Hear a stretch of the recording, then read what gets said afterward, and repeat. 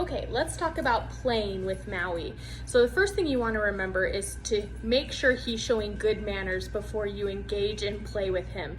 Now, whether that's tugging with him or retrieving with him, he should always be showing good manners. You don't want to throw toys after he's been jumping all over you, because then you're just reinforcing that jumping behavior. So for example, Maui, come here, buddy. Sit. Yes.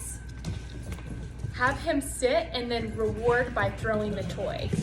Good boy, Maui. I'll show you another example. Good boy. So you can get him excited, let him run around with you, but before you're gonna give him the toy, ask for a behavior. Sit. Yes. Mark with a yes, reward by throwing the toy. Good boy, Maui.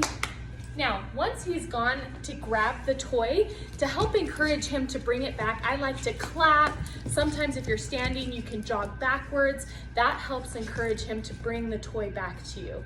Now, if he ever starts developing keep away where he doesn't want to bring the toy back, I would have him wear a leash when you're playing with him. So then that way you have the ability to grab a leash and give him little pops coming towards you if he's hesitant to bring the toy back to you.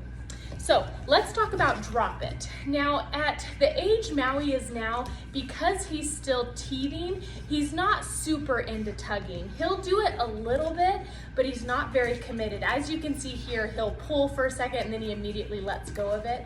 But as he gets older and he'll start getting his adult teeth in, you might see more motivation to hang on a little bit more consistently.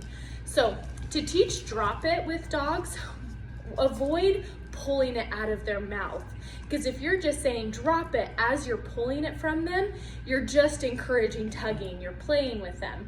So I like to do the complete opposite. Once he's got a good hold of the toy, what I like to do is hang on both sides of the toy on either side of his mouth, and what I'm going to do is I'm going to hold the toy completely still. Drop it. Yes. And as soon as he drops it, say yes, give him the toy right back. So really what you're trying to do is stop the game. And once you've stopped the game, you might have to wait him out a second. So as you can see, he has the toy. Now we drop it. Yes. As soon as he drops it, I'm gonna toss it again. That's what's gonna create a really fast drop it command, is giving the toy right back after he's dropped it. Now, if you're in a situation where you're telling him to drop it to maybe a sock or a shoe, something he's not allowed to have, replace it with something he is allowed to have.